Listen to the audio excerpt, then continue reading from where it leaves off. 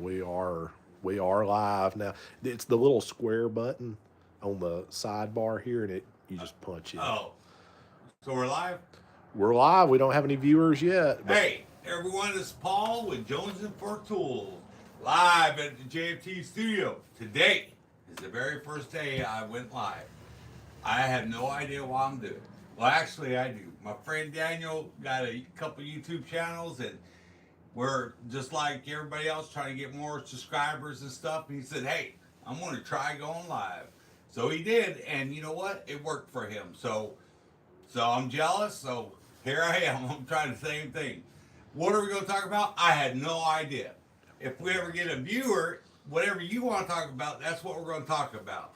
Here on Jones and for Tools, I started out several years ago reviewing tools.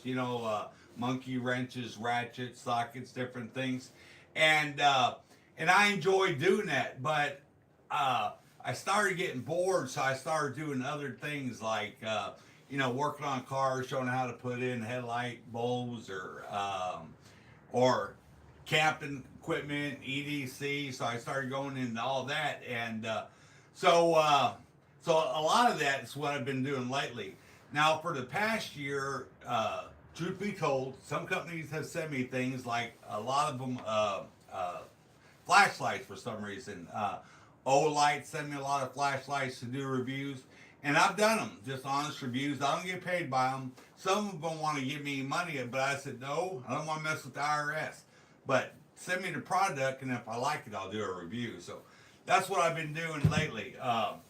And then also, too, I set up my EDC gears, my tent, my, what's it called, hammock and different things. And so mainly that's what I've been doing lately.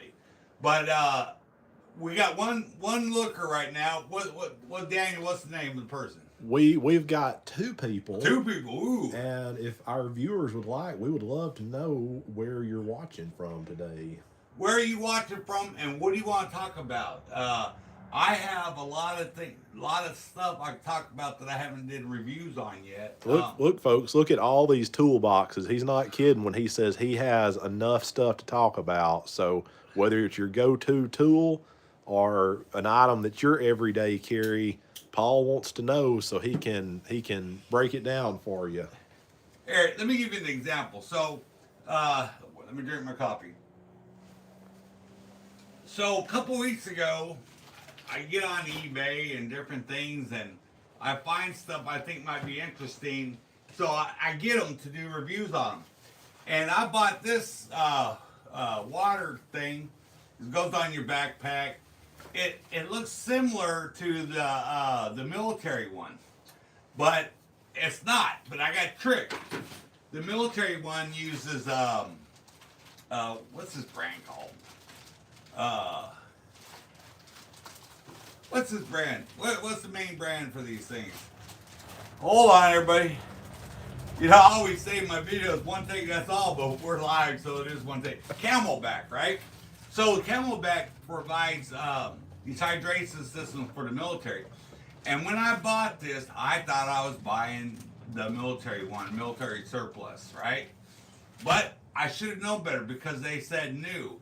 And so this, believe it or not, it is new, but it's a knockoff of the military one. They did send me the Camelback one, but they also sent me their hydration system inside this thing. Hold on, let's open it up. And it's just a generic one, right? But I got a good deal on it, and it works. Matter of fact, this was the first time that I bought, other than eBay or Amazon. What's it called? I bought this from Marquee or Mercari. But I think I paid. They wanted $32, and I think I put an offer of like 24 or whatever, and they sold it to me. So you know what? Even though it's not the real deal, it's good enough. But I haven't filled it up yet. I haven't tried it, but I'm going to. When I was in the military, I used the military ones a lot for many years.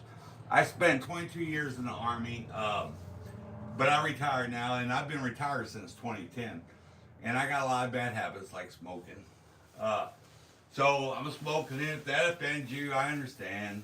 But that's who I am. So, Hey, Now that's a good question to ask the audience. If you watch a YouTube video of something you're interested in, and if the person was smoking, does that bother you? Does that seem unprofessional? I'm sure it's unprofessional, but I mean, we're not. I'm not getting big money for this stuff at all. But anyway, so what else have I got lately? So I was in Dick's Sporting Goods the other day. I had to go to Tupelo for a VA appointment at my clinic there. I ain't gonna tell you what specialist it was. You know, it's one of them psych ones. But anyway, I did tell you I spent 22 years in there. Hey, I am who I am, right? But when I was leaving there, I live about 50 miles from Tupelo. And so I always try to do something while I'm in town there. And I went to the mall, and I stopped at Dick's Sporting Goods, and I was just looking at the camping gear. And I do have one of these canisters, but I got a bigger one for one of my kits, cook kits. But I needed a smaller one to go in my Pathfinder cup. So I looked at the price of this, and Dick's Sporting Goods, they didn't have the prices on the shelves. That burns me up. I don't have an app where I can scan the barcode and get the price there. So there was this worker there, not even doing nothing. I can't stand kids that are working that are on their phones or whatever. And I said, hey, come here for a sec. And he did. And he scanned this, and I think it was $4.86. And I'm like, all right, cool, thanks. He said, do you want to know the price of the bigger one? And I'm like, actually, I do, and that was a good question. So we grabbed the bigger one, and I found out it was 79 cents more for a lot more fluid. But it comes in a bigger container. So I ended up buying a smaller one because that's what I needed. So anyway, but that's life. Has anybody talked about what they want to talk about? We haven't had any comments. We've got 5 folks that are tuned in. 5 folks. See, that's pretty good. That's a lot more than I thought we would. Like I said, it's the first time. Jonesing for Tools, this channel actually started out years ago when I was a car salesman. And I would put on funny videos about selling cars. Not to try to sell cars, but just to make light of that job. And if you go to my my homepage, you can find those videos.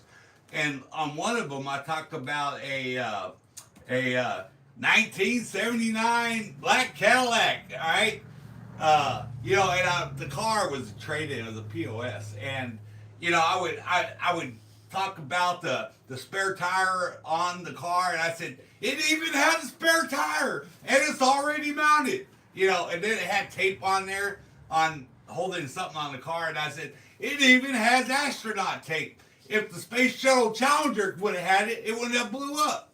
And anyway, so they're just funny videos. I did videos on about cougars, women, you know, trying to get that young man, and I said, this is a truck you want to get those young bucks in your truck. Yeah, get this and you'll be all perfect. I remember that video. I watched that one the other night. And then I did another one for the men. You know, I said, don't be driving up in no Buick Park Avenue. You ain't gonna get a girl this way. Get this Camaro or whatever we had. So I had fun doing those commercials back then. But years after that, I started accumulating a lot of tools, and I said, you know what, I could do a review on tools. So I started doing it, and here I am now. I don't know, 4 years later, whatever. I'm currently at 2,448 subscribers. I did get monetized a couple years ago, but the whole time that I've been monetized, I haven't made a lot of money. I think after 2 years of being monetized, I'm almost at $2,000. So when these people on YouTube say, hey, I made all this money, you know, I don't know. I don't know if they're full of crud or what. But I haven't made much money. I did finally go over 1 million views. Paul, tell us a little bit while you're talking about your YouTube journey. Tell us a little bit about when you first started out. Was it as a hobby channel, or did you ever see it having nearly 2,500 viewers? When I first started out, I didn't think I would ever get monetized. You know, that seemed like such a far goal at the time. And but you know, I just kept on at it. I was working full time. When I first started, no, I was already divorced, so I didn't have, my kids were already grown, so I didn't have to spend, you know, a lot of time with them. Um, but on my days off, I would do videos, or at night, I would do videos. And but over the years, off and on, sometimes I would get tired of doing it, and I would stop for a couple months. And I think that kind of hurt me a little bit because those long time subscribers, you know, they got used to me at least doing a video once a week, and when you don't do it, you know, they kind of get mad and they'll drop you. You know what I mean? I remember I had this one subscriber, and I was doing a review on a tool or whatever. And on one of my toolboxes, I had a mega hat, you know, Trump hat. Mm-hmm. And they told me, they said, I'm going to drop you because you support Trump. I'm like, okay, whatever. That's my own business, you know. I just happen to have that hat there. So anyway, people, well, we ain't going to get political. But this is about tool reviews, about EDC gear reviews, knives, flashlights, equipment. I got all kinds of equipment. Let's see. Let's talk about some of the flashlights. You've had a lot of success with doing reviews on those. Tell us how long ago it's been when that kind of became an influx of doing those, because they kind of hit you all at once. I guess the very first flashlight company that reached out to me, I think, was Olight, and I'm like, why is Olight talking to me? Because at the time I probably had 1,200 subscribers, and but they asked me if they wanted them to send me a flashlight and would I do a review on it, and I said, yeah, send me a review. And I can't remember what the first one Olight flashlight I did, but this is one of them that I did a while back. When they sent me this one, they actually sent me two of them. And the other one was a gold one. This is a 4th of July special, Independence Day. And it's just a small one. You could clip on your hat, or you clip on your vest or whatever you're wearing for camping or bikepacking. And it's just a cool little light. Has a magnet. Now, is that the O-clip? Yeah, the O-clip. See, he knows more about it than I do. Now, the O-clip, that's a fantastic little light. That's actually brighter. So I have a Stanley spotlight at home, which when I obtained it was considered cutting edge technology. And the Olight O-clip is actually far brighter than the Stanley spotlight. And that spotlight is not near that tiny. That is an impressive flashlight. This really is. He's saying it because I gave him one for Christmas, and then he regifted it to his dad. He did. This is true. But that's okay. That's what we do. So Olight is great because they send me lights that are $100 flashlights, $150, and I love them. But I also get companies that are cheaper, like this one right here, UVamp or UFlamp. URFLAMP. Now this flashlight I think is like $29 on Amazon, but is it a good flashlight? I think it's a pretty good flashlight. Now it's a lot cheaper than the Olights. What does this do special? I think every time you get a new flashlight, you know, even if a couple months have went by, it seems like they improve each time. Flashlight technology is constantly getting better. Oh yeah, and the same company that UVamp, they sent me this one too, and this one's a different style. And the reason what makes this one different, right now it's in the longer state and it uses a rechargeable battery, but you can actually shrink this down to here and put it in the smaller battery, so it's more versatile. You know, if you need a smaller flashlight, it works. Or, of course, with the longer battery, you get extended time. But the fact that you can do that's pretty cool. And I got other flashlights. I have no idea where they're at. We actually have a question when you get a chance Oh, to great. engage. If there was one tool that you would carry with you, and we're going to assume the situation, maybe day to day, in your vehicle, what is one tool that you cannot live without? In a vehicle, the number one thing that I use is, well, of course it's in my truck right now, but I have the bigger set, and this is the Tecton 3/8 set, right? And the one that I keep in my vehicle is the 1/4 inch set because it has all the SAE, all the metric. You got the ratchet, you got the extensions. But I like Tecton because they don't skip. So let me get this box open. They come in a nice hard case. Oh, of course, it's all jacked up. And this usually don't happen, but I lost that little piece of cardboard. But it goes from, this is 3/8 now. It goes from 6 all the way 24, no skips. So that's awesome. So a socket kit to me is number one. On top of that, wrenches. So in my vehicle, I got an extra set here. This would be number 2. Hold on, everybody. I'll just use this.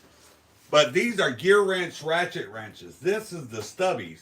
In my vehicle, I have a set of SAE and metric regular ones. But gear wrench makes great wrenches at a reasonable price. I don't know if this tooth count is 72 or something. If you know, leave it in the comments, 72 or 84. But gear wrench, they're great. So, we don't use wrenches much. We use sockets more, but sometimes you got to have a wrench. So I would say wrenches are the number 2. So you got sockets, wrenches. I know one. Impact drivers. I tell you what, you ain't supposed to use impact with chrome ones, but so what? I do.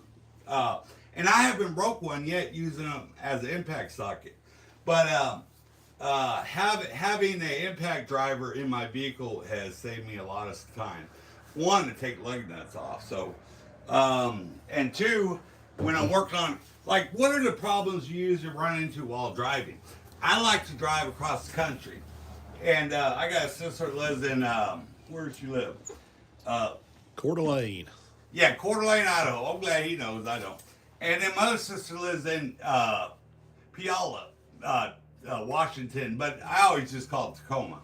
And so when I drive across the country, I carry my tools with me because over all my trips, I have had a blower motor go out in the winter. So you got to have that for heat. I've had alternators go out on me, starters. What else? Yeah, flat tires. I know from your stories you've told me you have encountered several breakdowns in your cross country trips, which should be an expected side effect of a cross country trip. You should go prepared for that, and I think that's why I'm glad somebody asked that question, because you can have a favorite tool, Right. but if it's not with you in your vehicle, Yeah, it does you no good. that tool that your go to, it's got to be with you. I learned a valuable lesson when I was stationed in Alaska. This was, let me see, I was there in 1989. Was it 89? Yeah. Was it? No, it was. It was 80. I was there from 86 to 89, so it was probably 1987. And when I was married to my first wife, matter of fact, we didn't have no kids yet. She was pregnant, and I got a free thing from the military. I was stationed at Fort Richardson, Alaska, which is in Anchorage, and we got a free 3-day vacation in Seward, Alaska, for a fishing trip. And we went up there, and it was all expenses paid. But on the way home, my truck starter went out, and I'm in the middle of nowhere. I'm about 80 miles from Seward, and I'm about 100 miles from Anchorage. And man, and this is before cell phones and everything. But I knew what the problem was. It was the alternator, and I was stranded, and so somebody drove by that was going back towards Seward, and I told him, hey, I need a wrecker, or I need somebody to bring me an alternator. And I, I couldn't call no one. I couldn't even call my work because I had formation the next day. And so anyway, so he drove back to Seward, and I ended up having to pay for a tow truck, which was expensive back then. Back then, I think it was $240, which was a lot of money to me at that time. I was only E3 in the Army at the time. And, but if I would have had tools, I wouldn't have had to pay that mechanic to fix it. You know, my dad was a mechanic growing up, and I used to always steal his tools and work on my bikes, but I would never take care of them. I would never put them back. I would leave them out in the rain. They would rust. And man, he'd get so mad at me, and he finally started buying me tools for Christmas and my birthday. Not expensive tools, but they were my tools. And it was actually smart because I stopped taking his tools and started using mine. And I enjoyed, tearing apart bikes and old washing machines and whatever I can turn a bolt on. So I really enjoyed it. But you gotta be prepared. And I've done a video of what tools that I bring on trips. What's your everyday carry for your vehicle? I'm not sure. I can't remember the title of it. But if you go through my videos, you'll see the one on being prepared to go on a trip. And I do bring a lot of tools with me. And not just tools, but like jacks, car ramps, jumper cables. All those different things are valuable. Because I have money, but I'm cheapskate. And if I could save money, I will. And if I could fix it myself, I will. Now, granted, there's times that I can't fix everything. Sometimes I gotta get a specialist, and I don't mind paying. I don't want to, but I will. Or I'm getting older now too, so sometimes I'm just like, I'll let someone else fix it. You know what I mean? But that's okay. I can do that now. But when I was young, I couldn't. So it's good to be prepared. How long have we been going now? We've been going for 22 minutes and 13 seconds, and we have got 5 dedicated people on the line, and we've got a comment that even says you're doing a great job. Hey, thank you. Like I said, look, my videos, we don't rehearse, we don't script them. It just, whatever comes out, and sometimes I put my foot in my mouth, but we don't edit out the bloops and bleepers, We try to have fun when we do the videos, and that's what it's all about. What I want to know is, I'm trying to figure out, how do people get millions of views on their videos when most of mine get 100 or 400? Now, I got a few videos, especially on my toolboxes, where I got 40, almost 50,000 views, but that's over several years. Yeah, on this U.S. General toolbox that you can see over here, I believe that video is up to about 46,000 currently. Right. Which was very successful. I actually started out, flip it around to that little one right there. I actually started out getting one of these U.S. Generals, but it was I think my very first one was a blue one. It's a 5-drawer tool cart. Back then, it was only $149 or something like that. Now they got up in price. But I like it, but I outgrew it. And the next one I got was, here, flip it over. I got these box coats in my way. This was my second box I got, and this is a 42-inch, and this was great compared to that. I had a lot more room for different tools. And then my next one, I guess, was this. No, that's a lie. I actually, before I got this one, I actually got a small one to go with my 5-drawer tool cart. But it was a small 22-inch you put right beside it. But that wasn't big enough. So I sold those, and I ended up buying this. And then later on, I got the top box. And I couldn't, the reason why I got a blue one is because they didn't have a black one at the time. And I was impatient. I didn't want to wait. I said, just give me the blue one. So ever since then, I started buying different colors. I've had orange. I had lime green. But then when I bought this one, it was also due to the color available at the time, but I was going to get a green one. But I ended up getting the blue one. I like it. The only thing I don't like about this one is with this, all I can do is open the drawer, right? This one, there's a latch underneath. I gotta pull it to the left and then pull out. That kind of sucks. I could take those off, but then the drawers don't necessarily stay closed because they could just come open because the lock's no longer on them. So, anyway, I think U.S. General, I could buy a Snap-on or a Matco, and I love them. Don't get me wrong, those toolboxes, but why spend the money? This one right now, just this top, I think at Harbor Freight is like $3.99. You probably get on sale at $2.99. This one down here is probably $4.99. A lot of times they're on sale $3.99. But these two together, if you get them on sale, let's just say you got $1,000 in it. If you had this from Snap-on, you're talking $12,000. And like I said, I'm cheap. But U.S. General does a job. They hold the tools. They look good. No, they're not Snap-on quality, but they're pretty dang close. And for the savings, I don't mind buying U.S. General. Now, Harbor Freight on all tools, you got to pick and choose. Long time ago, when I used to go to Harbor Freight, now I'm talking 5-10 years ago, they were cheap China garbage. But I would buy them because they were cheap. But now a lot of their tools are better, and I don't mind getting them.